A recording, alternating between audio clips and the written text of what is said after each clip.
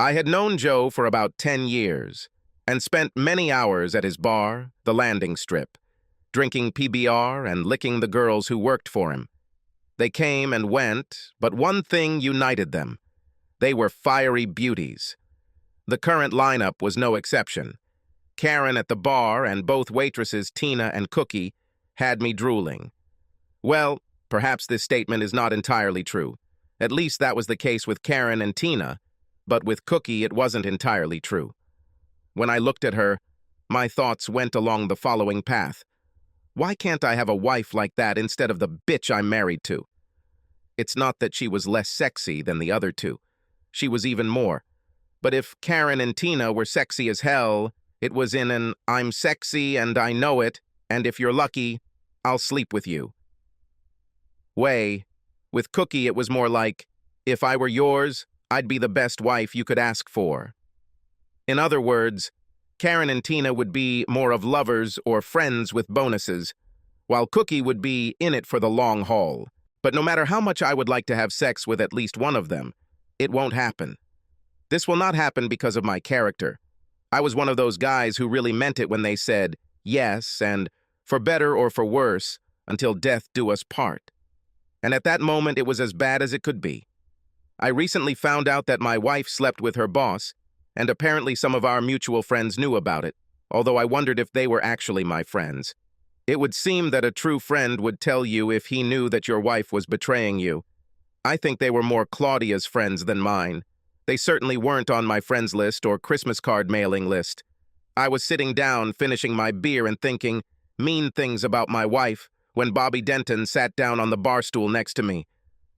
"Oh, what's up, Wally?" "I'm holding on, Bobby. What about you?" "Same thing. Will you be here tomorrow evening?" "What about tomorrow?" "Open mic night. We've got some good talent."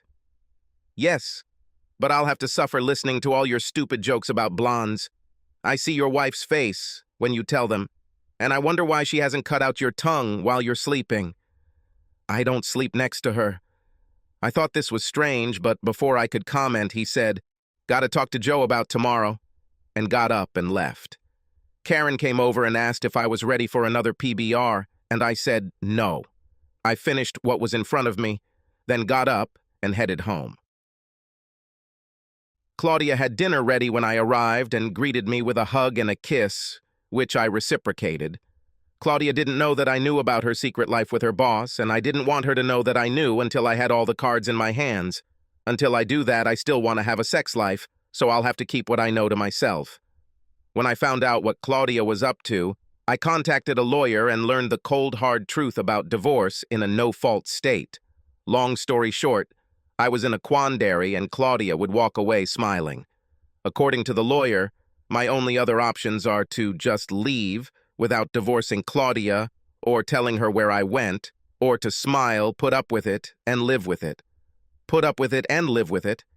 It's easy to tell when it's not happening to you. But in the end, I decided to do just that, to live with it until I was in a financial position to leave Claudia on my terms. My terms were to give her nothing and leave Thomas Billings broken. It would be easy to ruin her boss. All I had to do was let his wife know what he was up to, and if I understood her correctly, she would cut him off at the root and throw him to the curb. Sarah Billings was Barton Benton's only daughter, and he adored her, but she was not anyone's plaything. When his darling daughter announced her intention to marry Thomas Billings, whom she met at a corporate Christmas party, Benton insisted on a prenuptial agreement that would prevent Billings from ever taking control of Benton Industries if anything happened to Benton. Sarah was his only heir, and he wanted to make sure she retained control of the Benton fortune. How did I know about all this? Claudia worked at Benton Industries as a secretary for Billings and was drawn into a network of gossip. She would bring the gossip home and it would be the subject of conversation at dinner. When Benton and his wife died in a plane crash, his only heir, Sarah, was left with the company. She either didn't think she could handle it or didn't want to, so Thomas Billings, the purchasing manager, suddenly became president of Benton Industries. Sarah may not have wanted to run the company, but she was not stupid and retained the titles of CEO and chairman of the board of directors to keep everything under control. All I had to do with Billings was let his wife know about his exploits. Claudia followed Billings into the executive offices, but not as his secretary. She was promoted to personal assistant to the president. The promotion made me happy and sad at the same time. The extra money was nice because we had just bought a new house, new furniture, and appliances. What upset me was that the new job required her to travel with Billings as he flew around the country negotiating new contracts and such. Claudia went away for 2 or 3 days, 2 or 3 times a month. I wanted my wife to be with me and not fly around the country, but she was happy with her new job, so I kept quiet and accepted it. That is, I was okay with it until Claudia and I went to a dance at the Moose Club. We had a great time, drinking, dancing, and chatting with friends. About 2 hours into the party, I had to go to the toilet. I was sitting in one of the booths when Brett and Chuck walked in. I recognized them by their voices. I heard Chuck say, "Claudia looks very sexy today." I know, and I'd really like to have a piece of her. I don't know if she can fit you into her schedule. Between her boss and Wally, she must do as much as she can. I thought maybe I could win her over by threatening to tell Wally what she does on trips with her boss. I wouldn't do that if I were you. Wally is so into that bitch that he wouldn't believe you. He might even punch you in the face for speaking ill of her. Chuck was right. I didn't believe it. I knew my Claudia. She loved me as much as I loved her. My Claudia would never, and I emphasize never, cheat on me. When I left the booth, I almost decided to go up to these 2 idiots and pay them back for what they said about my wife. Another part of me was telling me, "Don't be stupid. You'll only make a scene and end up embarrassing Claudia." I let my mind take over and went back to the party, trying to enjoy it. When the party was over, we went home, and Claudia did her best to have sex with me. When we hugged afterward, I knew that my wife had never cheated on me. Funny thing with us humans, we have this thing called human nature, and one of the things human nature forces us to do is prove things to ourselves. Someone says, "You can't do it, so you have to prove that you can." Someone else says, "It's just not possible, so you have to prove that it's possible." Someone says, "Your wife is cheating on you," and you have to prove that she is not. What's the easiest way to prove this? Show up where she is on one of her trips and see for yourself that it's a stone-cold lie. And that's what I did. Billings and Claudia went to Houston, and Claudia, as always, called me and told me where they were staying. I boarded the next flight to Houston. At the front desk, I asked if my wife had checked in yet, and after showing her ID, I was told that she had checked in and was in room 306. I said she was in Houston to meet her cousin and asked if he had checked in yet. Yes, of course. Cousin Thomas was in room 901. I headed to the home phone to call Claudia's number when I suddenly saw her and Billings exiting the elevator, holding hands. They smiled at each other. They stopped and kissed as the elevator doors closed behind them, then headed to the hotel bar. I had seen enough to know that what I had overheard was true, and all that was left was to turn around, go home, and decide what to do next. But then, human nature intervened. She told me, "You need to know more, Wally." I couldn't just follow them into the bar because they would notice me, so I had to change my appearance enough to not attract their attention. I went to the hotel gift shop. The place had a lot of Houston Astros stuff, and I bought a baseball cap, a windbreaker, and a canvas bag with the team's logo on it, as well as a pair of cheap sunglasses. I grabbed a copy of People magazine and headed to the public restroom. He put his jacket and tie in his bag, took out the lenses from his horn-rimmed glasses, put on a cap and windbreaker, and went to the bar. Of course, it wasn't the best suit, and wouldn't stand up to close inspection. But I didn't expect Claudia or Billings to scrutinize everyone.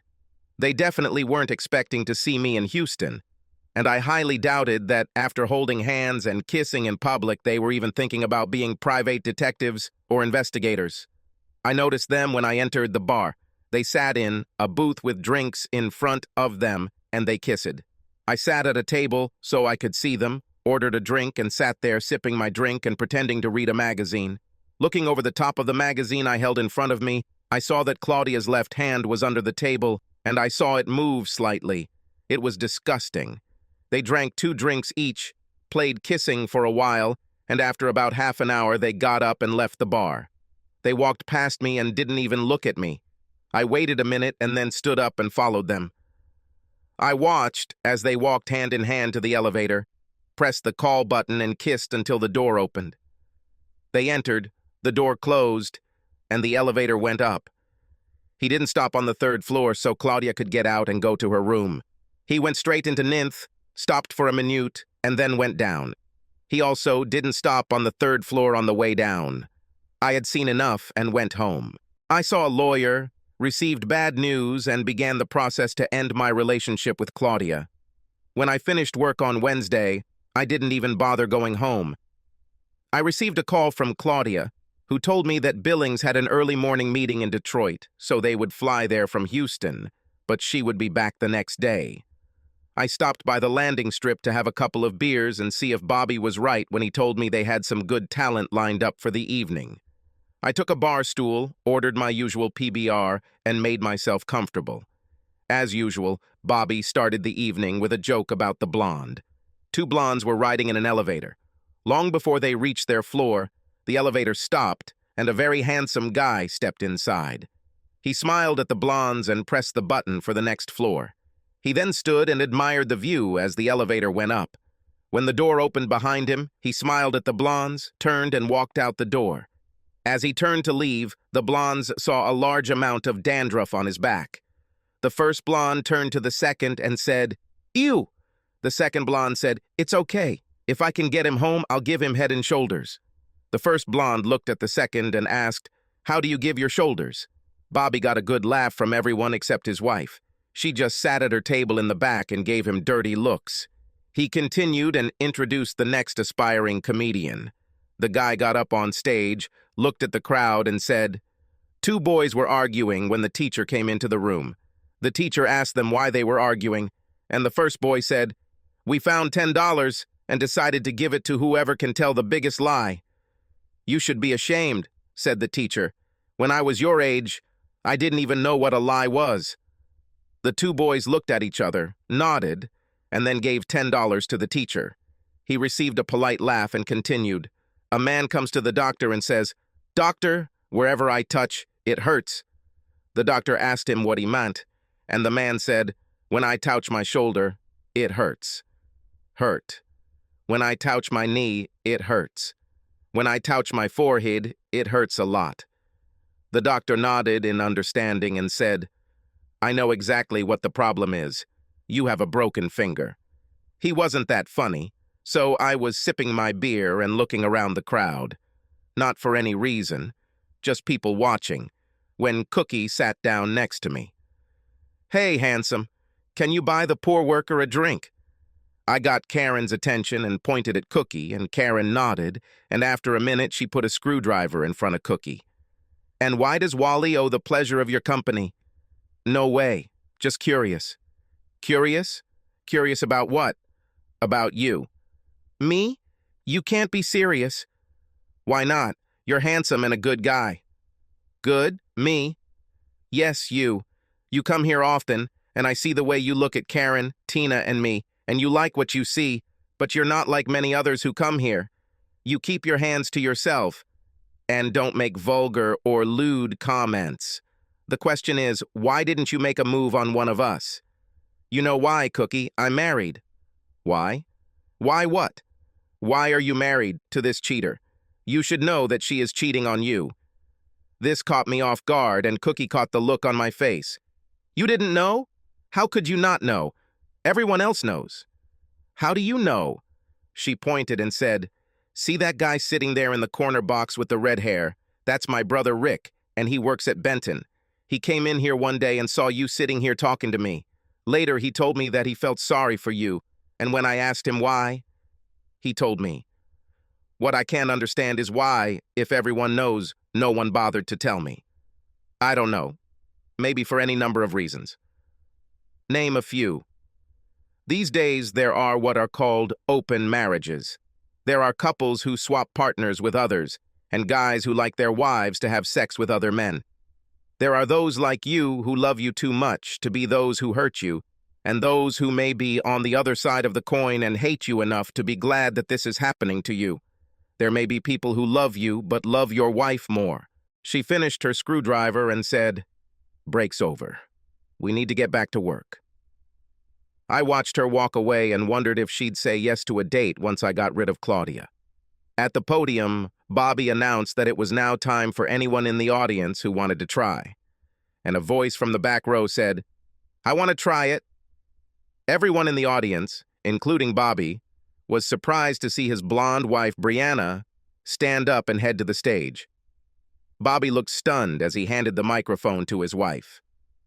"I know that my stupid husband likes to tell blonde jokes while looking straight at me, but did you notice that Bobby is also blonde? It's time to get some change, honey." An Irishman, a Mexican man, and a blonde man were working in construction on scaffolding on the 20th floor of a building. They were having lunch, and the Irishman said, "Boiled beef and cabbage. If they give me boiled beef and cabbage for lunch one more time, I will jump off this building." The Mexican opened his lunchbox again and exclaimed, "Burritos again. If they give me a burrito again, I'll jump too." The blonde opened his lunch and said, "Bologna again. If they give me a bologna sandwich again, I'll jump too." The next day, the Irishman opened his lunch, saw boiled beef and cabbage, and jumped to his death. The Mexican opened his lunch, saw a burrito, and jumped too. The blonde opened his lunch, saw bologna, and jumped too. At the funeral, the Irishman's wife cried. She said, "If I had known how tired he was of boiled beef and cabbage, I would never give it to him again." The Mexican's wife also cried and said, "I could give him tacos or enchiladas. I didn't realize how much he hated burritos." Everyone turned and looked at the blonde's wife, and she said, "Don't look at me. He packed his own lunch." She got a big laugh and said, "What do you call a blonde guy with an IQ of 35? Gifted. Why don't blondes eat more M&Ms? They're too hard to clean." What's the difference between blonde and government bonds? Bonds are maturing. Brianna received a standing ovation from the women in the audience and their men, who wanted to remain in the caresses of their ladies. Usually, when the comedian finished, Bobby would come over, take the microphone, and ask if anyone else wanted to try. If no one else wanted to try, Bobby would tell one or two more blonde jokes, thank everyone for coming, and bid everyone good night. This time, it didn't happen that way. When Bobby finally walked up to the podium, he bent down to pick up the microphone and muttered, "Bitch!" not realizing that the microphone was sensitive enough to hear it. There was silence in the room, and when Bobby raised the microphone to his mouth and said, "That's it for today, guys," there was none of the usual applause and approval. I got up and went home. The next 3 months passed with me pretending to be a loving husband to a woman who was pretending to be a loving wife. I received several commissions and one bonus check, which I cashed and hid in a safe that Claudia didn't know about. It was a small amount, about $10,000, and it was not enough to support me after a divorce in which I would have to give up half of everything I had. And then the gods smiled at me. Like many other people, I bought lottery tickets, crossed my fingers and dreamed. I got lucky and bought a winning Powerball ticket. I matched 4 numbers. There was a Powerball and a Power Play, so the ticket cost $40,000 before taxes. It ended up being about $28,200 after they were paid. It wouldn't make me rich, but it would be enough to start a new life after Claudia. I had 6 months to cash it out, so I needed to get the divorce to be final before I got the money. Otherwise, it would go into the assets we would split between us. The time was right. Claudia just got a promotion that paid her a little more than I was making, so there will be no child support. I had to pay legal fees, and there was no escape from that, unless I could somehow force Claudia to file for divorce, and I didn't see that happening. My biggest problem as I saw it was that Claudia could contest the divorce. If she did, she could drag it out before the ticket had to be presented, and then it would become another one of our assets that would have to be divided equally. I needed to find a way to make sure Claudia wouldn't want to resist. I didn't really know if she wanted it or not, but I needed a way to make sure she didn't. No way. In no-fault divorces, you can file with infidelity as the reason, but it doesn't matter. You can show evidence of cheating on your wife's things, and it won't matter. You still have to divide everything equally. Even if I file for divorce and claim infidelity, Claudia might laugh at me and tell me that I have no proof, that it's all in my imagination, and we need to go to couples counseling to figure out where my insecurities come from and then deal with it. The fact is that I had no proof. Saying, "Come on, everyone knows," is not proof, and neither is the fact that I saw them holding hands and kissing. I needed hard audio and video evidence to make the claim substantiated. Evidence that I could throw on the table in front of Claudia so she would know she was caught and that she would be wasting her time trying to fight to keep us together. I didn't have this evidence, and after talking to several private investigation agencies, I realized that I couldn't afford to get the evidence I needed this way. While I was sitting in my doctor's waiting room, a woman brought an elderly man in a wheelchair into the room. When she approached the reception desk, the man was sitting there alone and silent. Just when I thought I should make small talk with him, the boy slid off his mother's lap and walked over to the wheelchair. Putting his hand on the old man's arm, he said, "I understand how you feel. My mother makes me ride in a stroller, too." The woman, her name was Maria, had a good laugh at this and continued, "As a pediatric nurse, I have the difficult task of administering vaccinations to children.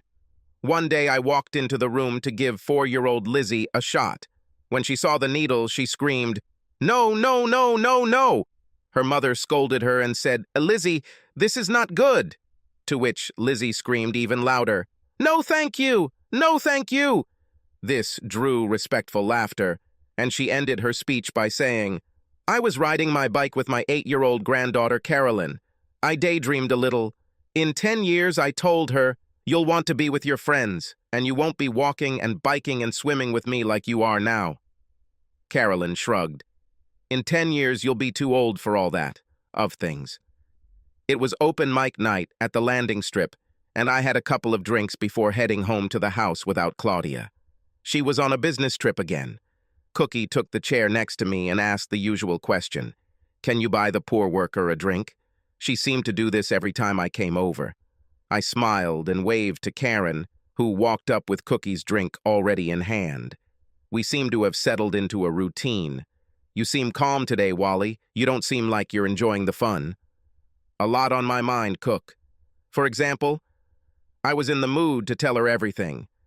It doesn't seem like a big deal to me, so if you can't afford it, just find someone who can.' 'What? You said you don't think his wife knows, so tell her. Let her set the dogs on 2 cheaters. She'll catch them, divorce his ass, and call your wife her husband's mistress. It will be known to everyone, and you won't have to pay not a penny.' I laughed, grabbed her, and kissed her. 'Thank you, thank you, thank you,' and kissed her again. She laughed and said, 'Once you get rid of your wife, maybe we can do this again.' 'Something to look forward to,' I said, and stood up, leaving the bar. The next day I called Sarah Billings, reminded her who I was, and asked to talk to her. She asked what, and I told her it was about a situation that affected both of us, and was too sensitive to discuss over the phone. She agreed to meet me for lunch at Tricoxi's at noon. I got there 10 minutes early and told Jared I was expecting a guest and described her, and then took the box in the back. Mrs. Billings arrived promptly at noon, and after settling down opposite me in the box, she got right down to business. 'What exactly do you want to talk about?' While I was waiting for her to arrive, I was thinking about the best way to bring up the topic, and still didn't have a clear idea until she sat down. Her straightforward approach solved it for me. I got straight to the point. 'Your husband and my wife are having an affair. Quite a long one, I'm afraid. You can't be serious.' 'I'm afraid I'm quite serious.' 'Do you have any proof?' 'Only what I saw with my own eyes.' 'Did you actually see them?' 'Not involved in the act as such, but I've seen enough to convince me.' 'I don't understand.' 'You saw them but didn't see them?' I explained how I found out about what they were doing and how I went to Houston and what I saw there. I admit that this is not something that the courts will accept as evidence, but I have not the slightest doubt as to what happened after they left the elevator on the 9th floor. I wouldn't have any doubts either if I saw it. What are you going to do?' 'Divorce her as soon as possible.'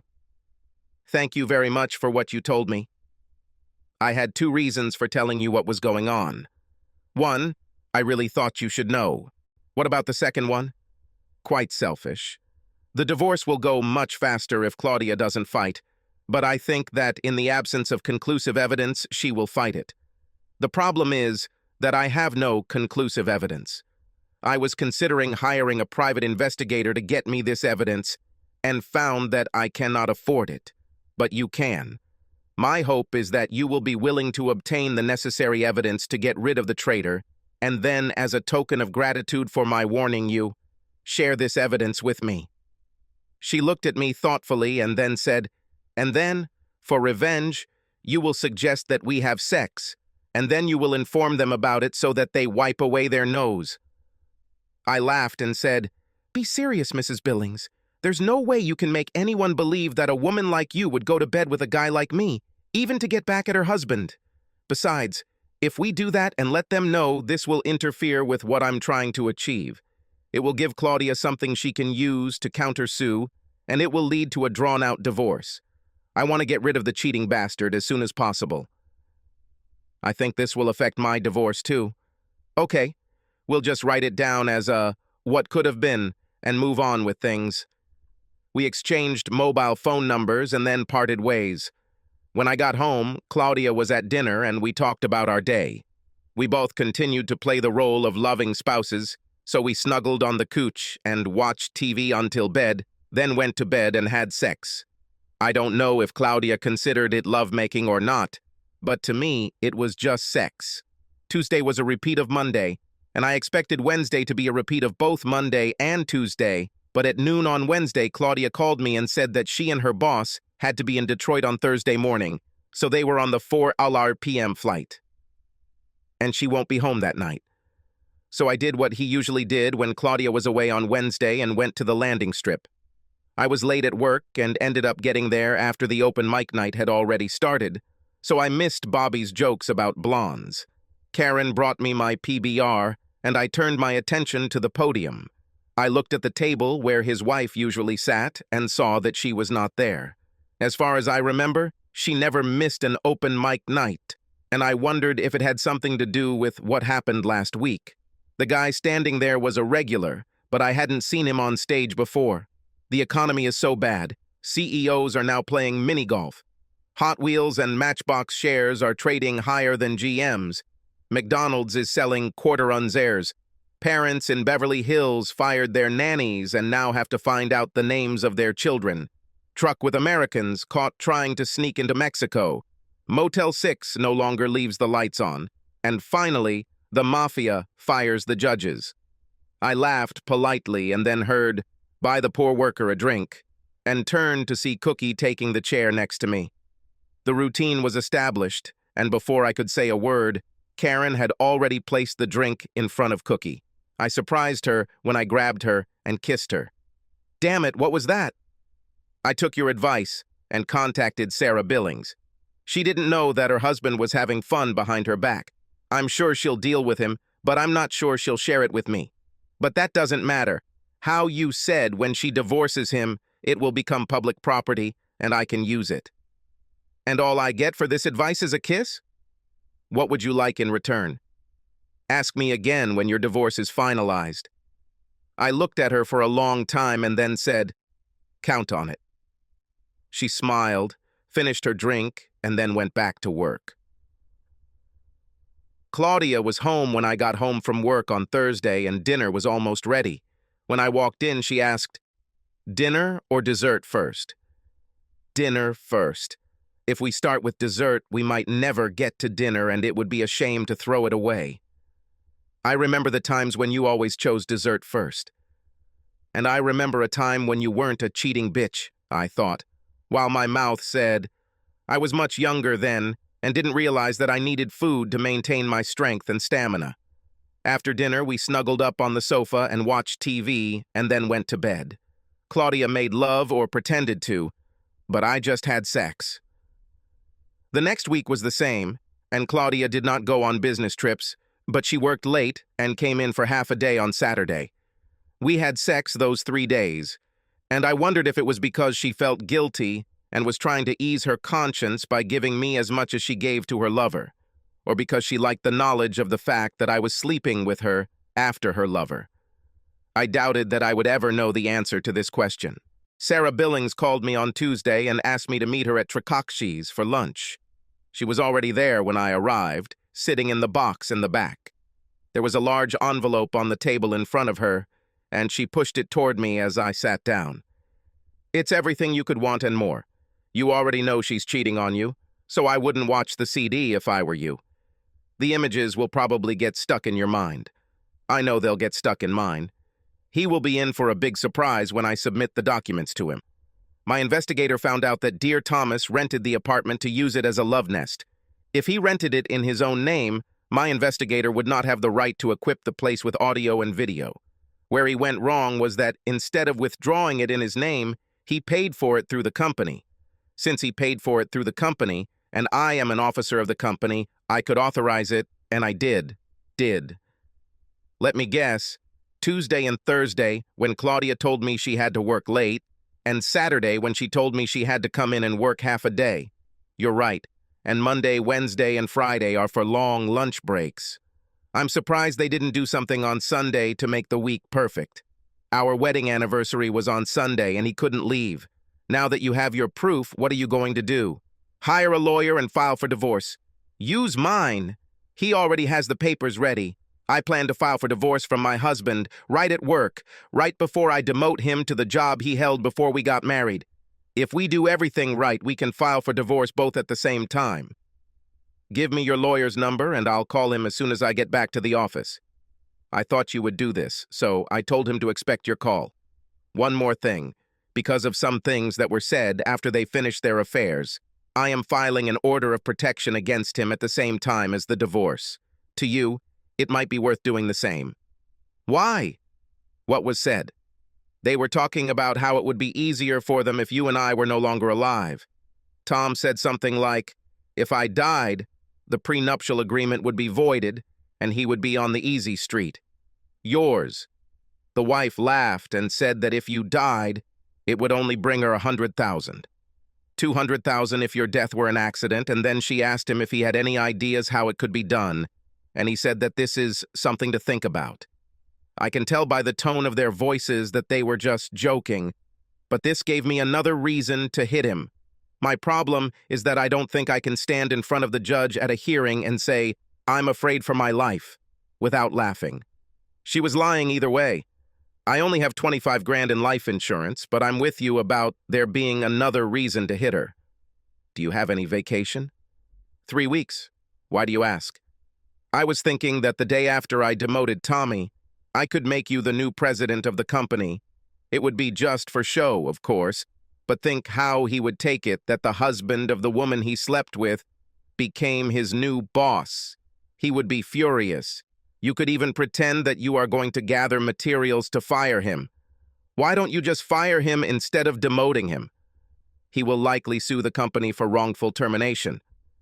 What kind of illegal termination? The apartment he rents with company money for personal use is an illegal use of company funds for personal use. His relationship with a married employee under his direct report opens the company to a sexual harassment lawsuit if he gets tired from Claudia and kick her out, and she'll get angry enough to try to get back at him. All this, plus the fact that he's cheating on you, shows that he's unreliable, and you can't keep someone you can't trust around. Discuss everything. It's with your lawyer and see what he says. The downside to this argument is that you'll have to keep Claudia, even though you probably want to rip her hair out by the roots. Why would I want to do that? Leave her, I mean. Because of sexual harassment. All she would have to say is that your husband told her he would fire her and give her a bad reference if she didn't go along with it. What you need to do is to leave her, give her a small raise, and promote her to the worst position in the company, and after a while, she will get tired of the bad job and leave. I looked at my watch. I need to get back to work. Thanks for that, I said, holding the envelope in front of me and standing up. What about my idea of making you president for a few weeks? It won't do anything if you fire him, and he won't be there to see it. Maybe I just want to keep you around so I can get to know you better. We can talk about this when we have more time. You have my number. Call me. As I drove to work, I thought about her words that she wanted to get to know me better.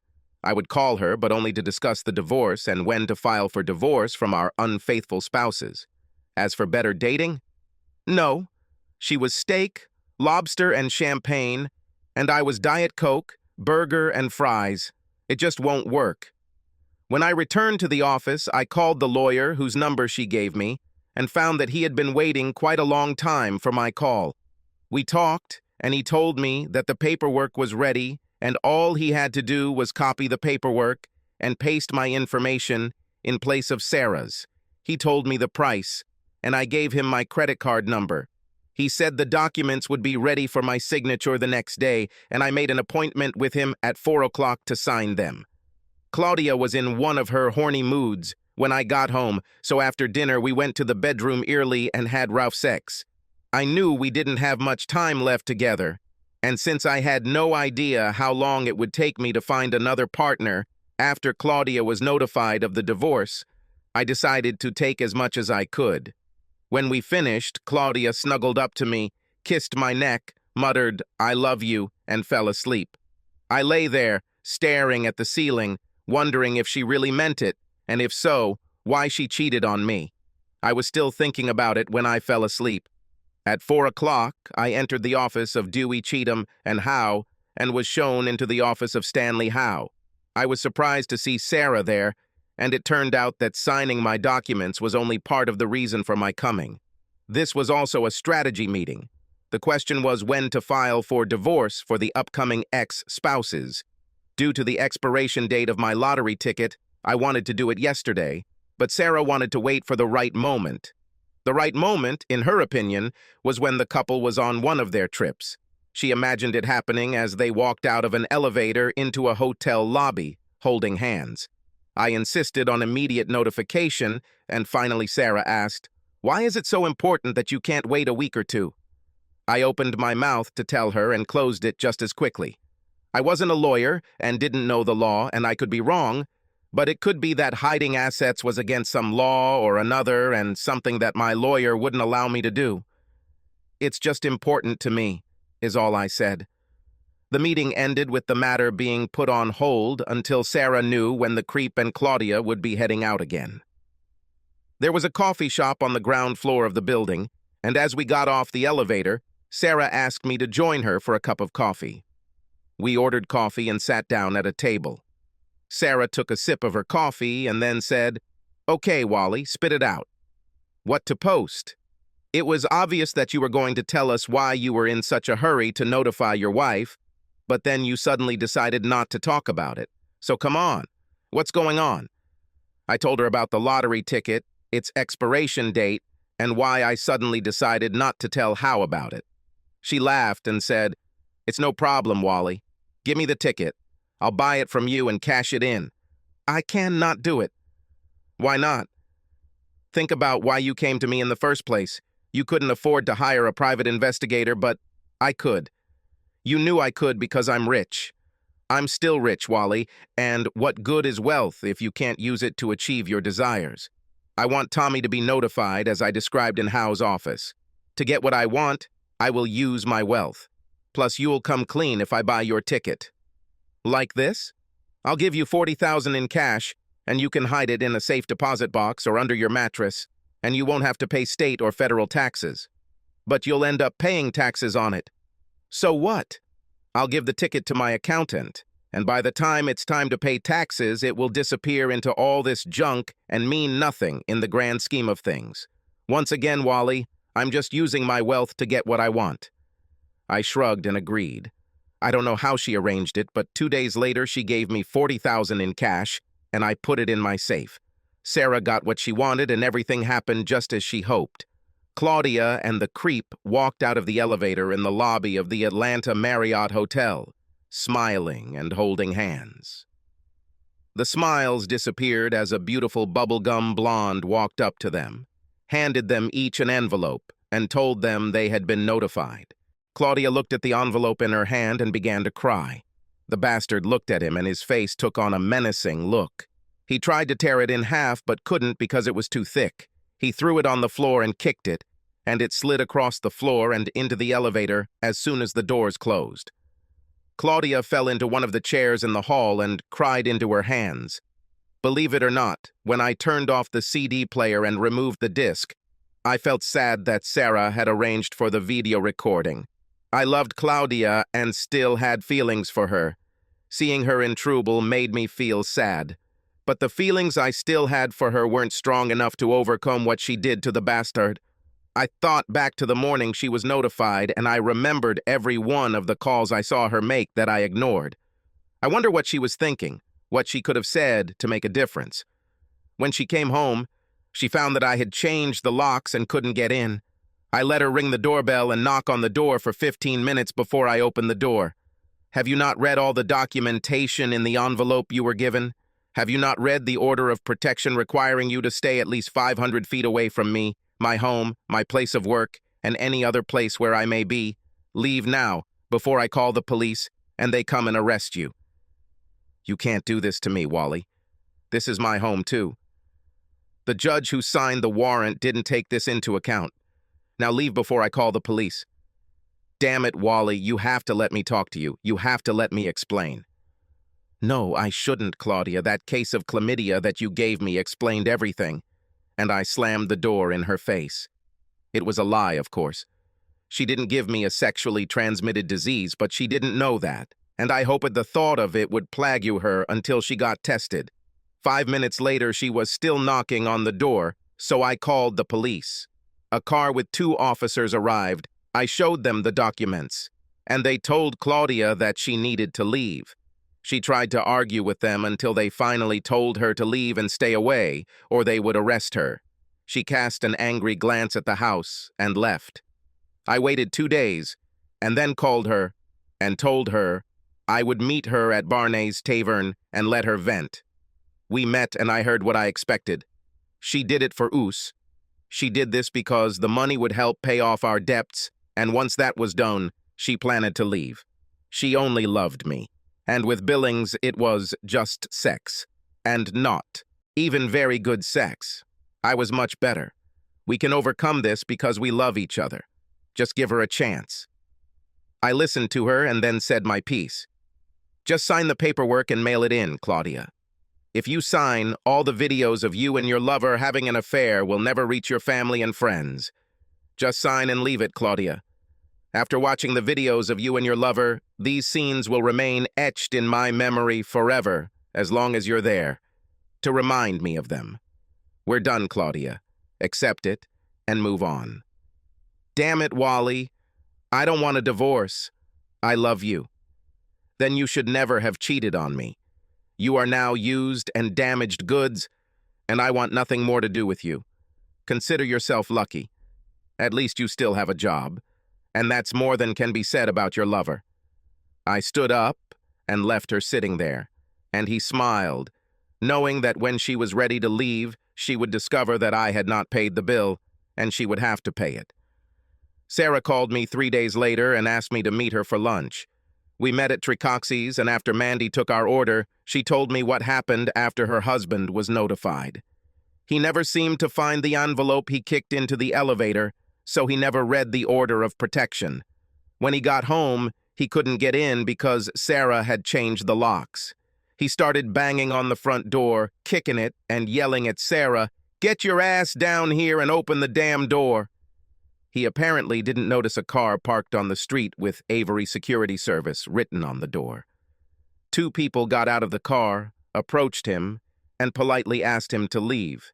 He told them to go to hell and get off his property. One of the guards told him that they were hired to protect the property and that he would comply with an order of protection requiring him to stay at least 500 feet away from the house and Mrs. Billings. The creep again told them to get off his property, and when they didn't move, he pushed one of them. When he awoke after being tased, he found that 2 guards had been replaced by 2 police officers, and he was handcuffed. When he left the prison and reported for work, he was stopped by 2 guards who told him that they had orders to keep him away from the hall. One of the security guards picked up the phone and made a call, and 3 minutes later, the HR manager appeared and told him that he was fired for misusing company funds and violating the moral section of the company's policies and procedures manual. "You can't do this to me, asshole! You seem to have forgotten that I run this place." He raged and shouted, and when he refused to leave, the HR manager called the police. They arrived, and he was on his way to jail for the second time for violating an order of protection. He didn't know that Sarah was in the building, so when he was brought before the judge, the same one he was already in front of for the first time, he was able to beat the charge, since he had no reason to think that Sarah could be there. She didn't have an office in the building, and she wasn't part of the regular staff, so he had no reason to think she could be there. The judge accepted this and released him. But he was humiliated by being led out of the building in handcuffs in front of the people he once led. One of these people was Claudia. Sarah, as chair of the board, assumed the duties of acting president and informed Claudia that she had no need for a personal assistant and that Claudia should report to the secretary pool until another position could be found for her. She would keep her salary and any other benefits she had acquired as a personal assistant, and then Sarah told her that she actually wanted to fire Claudia, and the only reason she didn't was because I dissuaded. Sarah told me that Claudia seemed stunned that Sarah even knew me, let alone that she was talking to me. The next day, she called Claudia into her office and told her that she had been promoted to office manager and assigned to a plant 30 miles away. She then told Claudia that she would be getting a 10% raise to make sure she made the same as me or even a little more so I wouldn't have to pay child support. She ended the meeting by telling Claudia that after our divorces were finalized, she intended to have sex with me to thank me for telling her about her husband's infidelity. Sarah told me that Claudia left the meeting crying and shaking her head. Claudia apparently believed me when I told her there might be videos of her and her lover because she didn't fight the divorce. It was a standard halving of assets, and all it cost me, besides Claudia, was the loss of my house. It had to be sold, and a share of the sale was divided between us. We didn't live in it very long, so there wasn't much equity, but it was enough for me to make a down payment and move into an apartment. Claudia rented an apartment near her new job. She still calls me at least once a week, asking me to give her another chance. I always respond with, "Thanks for the offer, but no thanks." The day after my divorce was finalized, Sarah called me and asked when my divorce would be finalized. "Yesterday. Mine ends today. Do you have plans for tomorrow?" "No, I don't have anything planned." "Now you have plans. Pick me up at 6 in the evening from my office. We will celebrate our freedom with a night of dinner, drinks, and dancing, after which I will fulfill the promise I made to my ex and yours." "Promise? What promise?" "Remember when I told you that I told your wife that after our divorces, I would have sex with you? I told my husband the same thing. I spoke, and now it's time to fulfill the promise." "You don't have to do that. I didn't expect that. I thought you were just teasing Claudia." "Oh no, honey, I meant every word." I hadn't had sex since the last time with Claudia, and Sarah was a very attractive woman, so I said, "I'll be there at 6. "See you then," she said, and hung up. Sarah looked sexy when I picked her up at 6. As soon as we got into the car, she moved closer to me and kissed me passionately. When she released me, she said that she had made a reservation at a popular restaurant, and on the way there, she told me that she wanted the first time to happen on the bed she shared with Thomas. "We can do next time on the bed I shared with my ex. Is this right for me?" "My mom taught me that ladies always have priority, so if that's what you want, then so be it." It was a good thing that the next day was Saturday, and I didn't have to go to work because by the time Sarah was done with me, I didn't have the strength to get out of bed. Sarah and I woke up late on Saturday and went to brunch at Pegasus, and then drove to my house and repeated the Friday night, and we went back to her house on Sunday.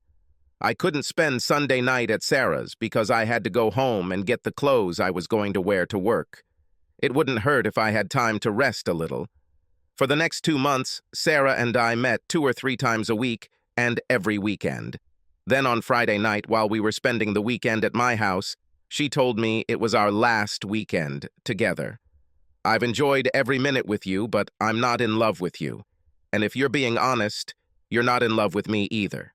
We're good friends with wonderful benefits, but that's all we have and will ever have. I would really like to continue this, but something has come up that will make this impossible. Is this something I did?" "I think we can say yes. Could you explain this?" You divorced your wife, so yes, you could say it was something you did.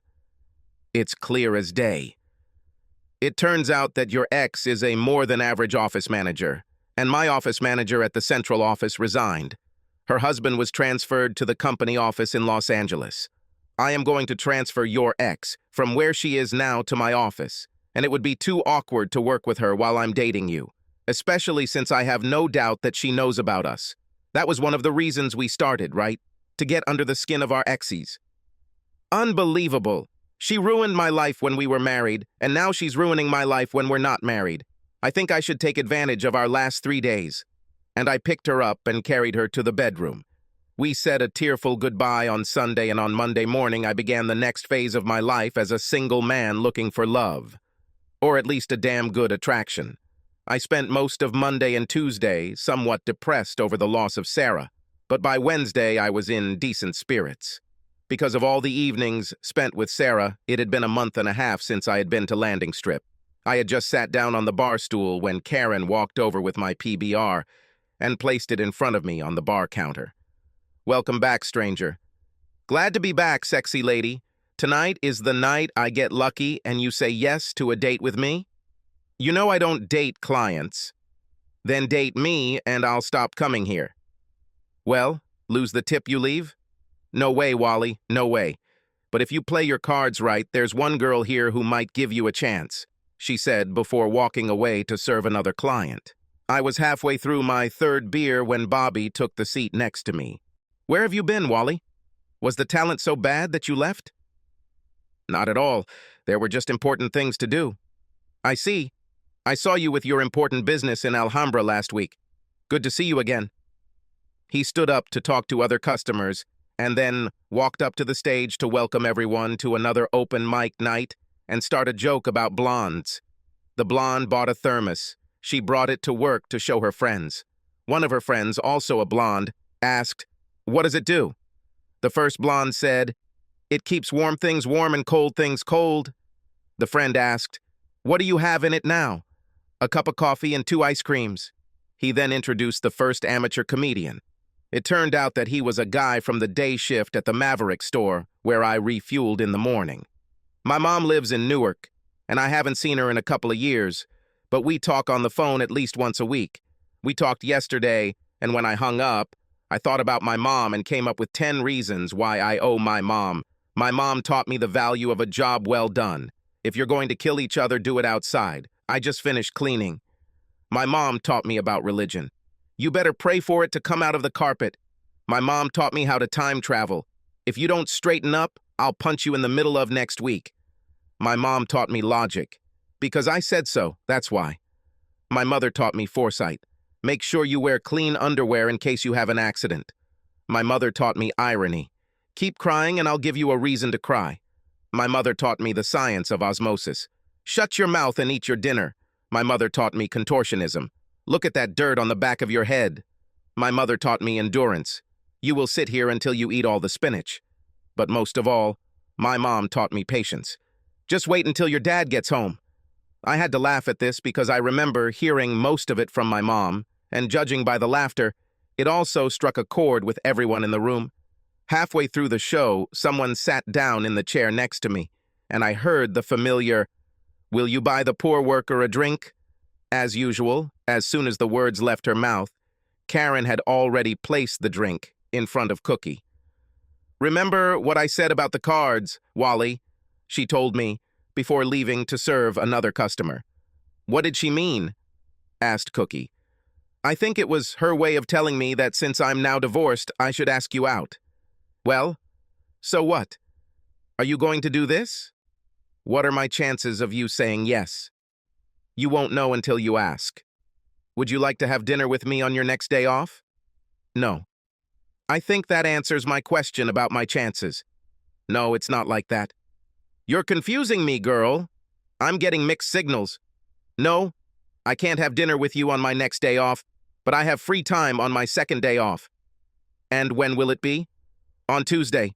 "Okay, I'll try again." "Would you like to have dinner with me next Tuesday?" "Yes, I would like to." She took a napkin from the bar, wrote something on it, and handed it to me. "Call me so we can arrange everything." "I have to go," she said, and stood up to go back to work. Since I had just finished my third beer, I decided it was time for me to go. I was at Cookie's door at 6 on Tuesday, and as I pressed the doorbell, I wondered where the next chapter of my life would take me. Subscribe to our channel so that your second chaff doesn't cheat on you, and go ahead and listen to the next story, because this story is nothing compared to the next one.